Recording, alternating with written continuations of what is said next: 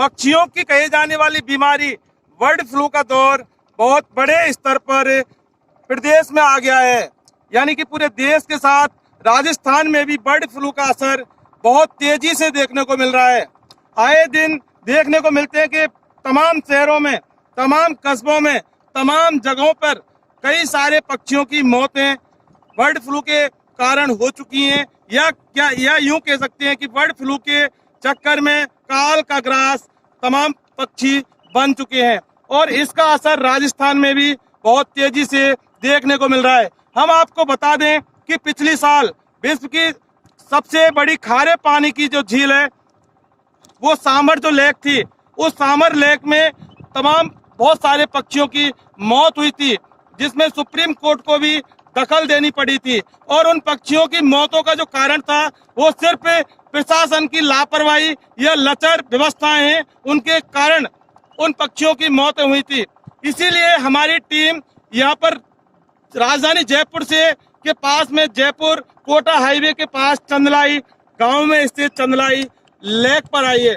हम यहाँ पर चंदलाई लेक पे खड़े हैं और यहाँ पर हम जो मौका हमने देखा है, करीब 2 घंटे तक यहाँ का जायजा लेने के बाद हमने यहाँ पर देखा कि जो नवंबर से लेकर और फरवरी तक जो प्रवासी पक्षियों का यहाँ पर दौरा रहता है, वो देखने के लिए हम यहाँ पे आए हैं कि प्रवासी पक्षियों की संख्या में बहुत ज्यादा कमी यहाँ देखने को मिली है।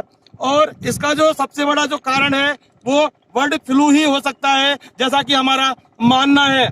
अब जो प्रवासी पक्षी नवंबर को आकर और फरवरी तक यहाँ पर बहुत ज्यादा संख्या में रहते हैं और तमाम कई प्रकार के जो पर्यटक हैं वो इन पक्षियों को, इनकी प्रजातियों को देखने के लिए यहाँ पर आते हैं। लेकिन इन पक्षियों की जो संख्या में कमी बता रही है कि कहीं ना कहीं होके बर्ड फ्लू की आहट है और बर्ड फ्लू की आहट से या तो प्रवासी पक्षी या चंदलाई लेक पर आए नहीं है, या वो आ गए हैं तो फिर फरवरी माह से पहले ही वो अपने अपने देश के लिए वापस पलायन कर चुके हैं। इसका असर जो हम यहाँ पर जो कह सकते हैं वो सबसे बड़ा असर बर्ड फ्लू का है। और इसमें जो सबसे बड़ी जो कमी है प्रशासन की कमी है, क्योंकि अगर प्रशासन चाहे तो यहाँ पर इस बर्ड फ्लू पर जिस प्रकार से कुछ कंट्रोल करके और प्रवासी पक्षियों की संख्या है उसको बढ़ाई जा सकती है। तो मैं यहाँ पर जो चंदलाई लेक पे हम यहाँ पे खड़े हैं, यह बीच टापू बना हुआ है, टापू पे हमारी टीम यहाँ पे स्थित है और यहाँ ये देखिए कि किस तरह से यहाँ पर जो बतख हैं, जो जिनको साइबेरियन क्रेन बोल सकते हैं, या जो उनकी जो प्रजाति है, उन प्रजातियों के जो पक्षी हैं वो बहुत दूरी पर हैं और नाम मात्र की संख्या में है वो। जबकि यहाँ पर जब देखने को मिलते थे कि बहुत सारे जो कई तरह की प्रजातियों के पक्षियाँ यहाँ बहुत सारी प्रजातियों में बहुतायत संख्या में यहाँ मौजूद मिलते थे, लेकिन आज उनकी जो कमी है वो बता रही है कि राजस्थान की जो गहलोत सरकार है उसका इस ओर बिल्कुल भी ध्यान नहीं है। तो अमन ये बताएं कि जो यहाँ पर चंदलाई जो इस लेक में जो माहौल दिख रहा है, जो वातावरण दिख रहा है, इसमें किसकी कमी मानेंगे आप?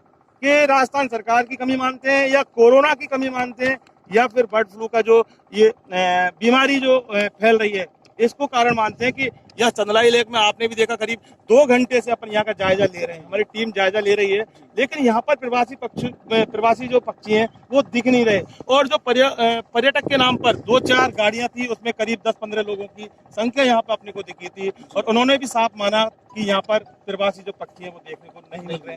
तो आखिर वजह क्या है, बताएं। देखिए, जिस तरह से पिछले साल आपने देखा कि जो एशिया की सबसे बड़ी जो साल्ट लेक की झील है सांभर, उसमें करीबन 18,000 पक्षी जो है वो न्यूरोमस्कुलर बीमारी जो थी उसके कारण वो काल का ग्रास बने थे। Indian veterinary research institute Bareilly की रिपोर्ट कहती है कि 18,000 से ज़्यादा पक्षियों की वहाँ एक अद्भुत त्रासदी हुई थी, जो कि कभी विश्व में कहीं अन्यत्र देखने को नहीं मिली थी।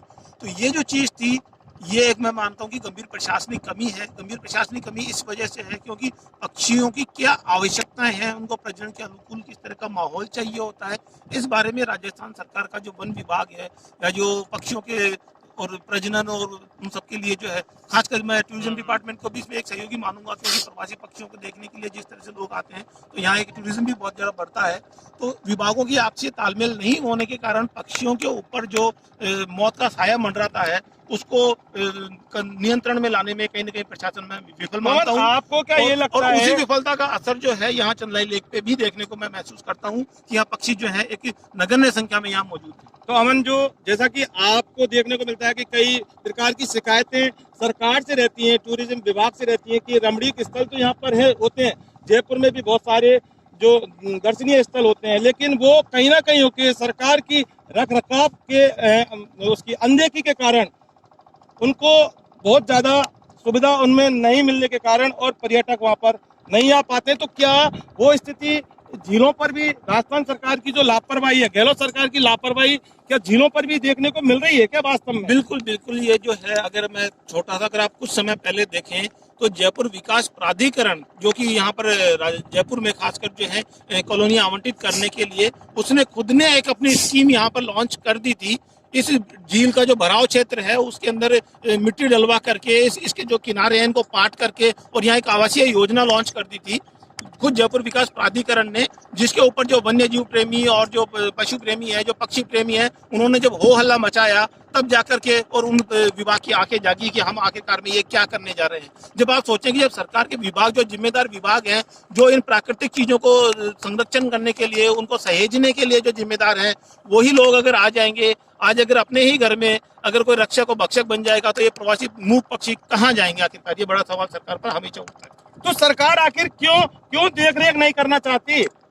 अगर सरकार यहाँ पर देखो कितनी अच्छी चंदलाई का जो लेक है, यहाँ पर अगर उसको दर्शनीय स्थल अगर बना दिया जाए, क्योंकि अगर यहाँ पर सरकार अपना कंट्रोल करके और कुछ इस तरह का व्यवस्था कर दी जाए तो मुझे लगता है कि यहाँ पर बहुत सारा राजस्व सरकार को मिल सकता है। बिल्कुल, ये राजस्व प्राप्ति के लिए और टूरिज्म विभाग के लिए बहुत एक अच्छी कमाई का स्रोत हो सकता है। सबसे बड़ी तो मैं आपको बताना चाहूंगा कि जयपुर की ये सबसे बड़ी झील है। मानसागर जो जयपुर के बिल्कुल शहर में बीचों बीच स्थित है, उसका लगभग ये 5 गुना क्षेत्रफल में फैली हुई ये झील है। और इसकी ऐतिहासिकता अगर हम बताएं, जिस तरह सूत्र बताते हैं, ये झील करीब 140 साल पुरानी झील है। और उस झील के अंदर जब प्रवासी पक्षी आना शुरू होते हैं, बहुत सारे बर्ड प्रेमी यहाँ आते हैं, बहुत सारे जो है यहाँ नौकायन भी यहाँ बहुत कई समय पे होता है, कभी नहीं होता है, लोग निजी स्तर पर अपना लेकिन अभी यहाँ पर लेकिन सबसे बड़ी चीज और मैं आपको बताना चाहूँ कि एक लगभग 4 साल पहले तक इस झील के अंदर मत्स्य पालन होता था। यहाँ प्राकृतिक रूप से मछलियां थी जो कि इन लोगों जो पक्षी आते हैं प्रवासी, इनके लिए भोजन का मुख्य स्रोत हुआ करती थी। वो मछलियां आज जो है वो गायब है, क्योंकि प्रशासन ने जो है मछलियों के बीज डालने से मना कर दिया है। यहाँ के जो ग्रामीण जो थे वो कभी अपने मेहमानों की आवभगत के लिए उनकी खाने की जरूरतों को देखते हुए यहाँ पर मत्स्य पालन करते थे, लेकिन सरकार ने मत्स्य पालन पे यहाँ रोक लगा दी है। अब ये प्रवासी पक्षी केवल यहाँ जो वेटलैंड्स में जो कीट पतंगे मिल जाते हैं, केवल उन्हीं पर निर्भर है। जब उनके लिए भोजन की व्यवस्था नहीं होगी, प्रजनन की व्यवस्था नहीं होगी, तो किस तरह वो रुक पाएंगे? आज आप भी कहीं घूमने जाते हैं, आपके पास में कम से कम रुकने के लिए, पर्यटन के लिए एक मूलभूत सुविधाएं होनी चाहिए। ये मूक पक्षी बोल नहीं पा रहे हैं और सरकारें जो है वो अंधी होकर के आंखों पर पट्टी बांधकर बैठी हुई हैं। अमन, सरकार के साथ साथ मुझे लगता है कि यहाँ का जो लोकल बॉडी है, जो लोकल प्रशासन विभाग है, ये पंचायत विभाग जिसको बोलते हैं, तो उसकी भी कहीं ना कहीं ये उपेक्षा का शिकार रही है ये झील। क्योंकि पंचायत प्रशासन भी अगर चाहता बिल्कुल तो इस पे बहुत ज्यादा विकास, इस झील का डेवलपमेंट हो सकता था, जहाँ तक कि मेरा मानना है। बिल्कुल, लेकिन मैं आपको बताऊं कि पंचायत जो है वो एक बहुत बड़ी इकाई नहीं होती है। जैसा कि हम देखते हैं कि ग्रामीण जो व्यवस्थाएं हैं उसमें पंचायत बड़ी चीज इसलिए नहीं हो पाती क्योंकि ये एक बहुत बड़ा, इस सब के लिए एक बड़ा वो चाहिए होता है बजट। और उन सब बजट में जिस तरह पंचायत को जो बजट मिलता है, अगर वो सारा अगर यहाँ खर्च करेगी तो जो ग्रामीणों को जो जिस तरह मूलभूत सुविधाओं के लिए आवश्यकता होती है, वहाँ से कहीं ना कहीं उनको कटौती करनी पड़ेगी। और आप भी जानते हैं कि राजनीतिक और कई तरह की चीजें होती हैं, ग्रामीण भी अपनी आवश्यकताओं को जो है ज्यादा महत्व देते हैं। और सबसे बड़ी चीज ये है कि यहाँ पर जो सरकार के जो विभाग है वो काम क्यों नहीं करते? विधायक अपने कोटे से काम नहीं करते हैं, यहाँ पर सांसद अपने कोटे से काम नहीं करते हैं, जबकि उनके पास भी बहुत करोड़ों का फंड आता है, लेकिन कभी वो इन चीजों के विकास पर बात नहीं करते। क्यों? कि जब अगर मान लीजिए हम मनुष्य हैं, हम अगर हमें आवश्यकताएं पूर्ति नहीं होती हैं, हमारे किस प्रकार से कोई विकास कार्य हम चाहते हैं, तो हम उसके लिए धरना, प्रदर्शन, आंदोलन करते हैं। लेकिन ये मूक पक्षी किसे जाकर अपनी गुहार करें अपनी समस्याओं का? यही सबसे बड़ी चीज है कि पक्षी बोल नहीं पाते हैं और इन मूक लोगों की जो मूक पक्षी है, इनकी आवाज कहीं न कहीं सरकार के कानों तक नहीं पहुंचती है। कहीं ना कहीं होके आपको ये तो लग रहा है ना कि ये अपनी जो दुर्दशा है उस पर, बदहाली पर आंसू बहा रही है ये झील। बिल्कुल सर, ये झील जो है बिल्कुल यहाँ अगर अब थोड़ा सा भी इसका विकास किया जाए, सबसे बड़ी चीज है कि इसके बारे में व्यापक प्रचार प्रसार का अभाव है। सबसे बड़ी चीज तो यही है। और प्रचार भी अगर कुछ करना चाहे तो निजी स्तर पे लोग अपने आते हैं, अपने वीडियोस बनाते हैं, और यूट्यूबर्स आते हैं, वो सब आते हैं। चैनल वाले भी कभी कभी कुछ जब कोई घटना होती है तो कवरेज के लिए आते हैं, अदरवाइज यहाँ कुछ नहीं है। तो सबसे बड़ी चीज मैं ये समझता हूँ कि सरकार को प्रचार प्रसार पर ध्यान देना चाहिए, यहाँ पर जो जीव जंतुओं की आवश्यकताओं पर ध्यान देना चाहिए, और कहीं ना कहीं अगर इस चीज को एक विश्वव्यापी स्तर पर लेकर कहें, जैसा कि हम आए रास्ते में टूटी सड़क है, यहाँ पर यहाँ पहुंचने के लिए आपको टेढ़े मेढ़े गड्ढों से गुजरना पड़ता है। इस झील के आसपास इतने अतिक्रमण हो चुके हैं। अगर आप देखेंगे तो बहुत सी जगहों पे है ऐसा भी है कि सरकार की जो परियोजनाएं हैं, वो अगर हम बात करें जो बड़े बिल्डर्स हैं उनकी जो परियोजनाएं हैं, वो यहाँ पर बहुमंजिला परियोजनाएं यहाँ देखने को मिलती है। तो अगर यहाँ पर कंक्रीट का जंगल अगर फैलता फैलता इस बांध तक आता है तो फिर हम अपनी प्राकृतिक स्थिति को खोने के लिए मजबूर होंगे ही होंगे। उसके लिए तो उसके लिए जो है हमें एक ऐसी योजना बनानी होगी जिससे कि यहाँ का जो प्राकृतिक परिवेश है वो पूर्णतः प्राकृतिक बना रहे। हम इस जो प्राकृतिक जंगल है इसको हम कंक्रीट के जंगल में ना बदलें। खैर अमन, देखो अब सबसे बड़ा जो सवाल ये है कि सरकार को इस ओर बिल्कुल ध्यान देना चाहिए, और सबसे पहले तो इस चीज का पता लगाना चाहिए कि जो प्रवासी जो पक्षी हैं वो या तो आए ही नहीं है, या फिर आकर वो समय से पहले यानी कि फरवरी माह से पहले ही वो पलायन कर गए हैं। इसका कारण क्या है? इसका कारण बर्ड फ्लू है या फिर सरकार की अनदेखी है? तो ये बहुत बड़ा अहम सवाल यहाँ पर पैदा होता है। मैं पवन को बोलता हूँ कि पवन, यहाँ पर जो नज़ारा है झील का, वो चंदलाई लेक का नज़ारा यहाँ पे दिखाएं कि किस तरह से यहाँ पर जो पक्षियों की जो संख्या है वो बहुत कम दिखाई दे रही है।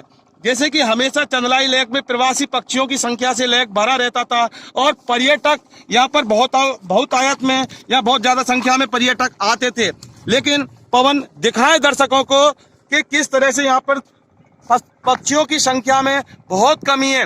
और वो देखिए पवन, वो दिखाए जो वो बतख हैं वो बहुत दूरी पर हैं और बहुत कम संख्या में हैं, जबकि यहाँ पर इन बतखों की जो प्रजाति हैं इनकी संख्या बहुत ज्यादा होती थी। तो यहाँ पर ये झील का नज़ारा ये देखिए कि किस तरह से यहाँ पर जो ठंडी हवा है उस हवा से झील में जो लहरें हैं, लहरों से यहाँ का जो मौसम है वो मौसम बहुत रंगीन बना हुआ है।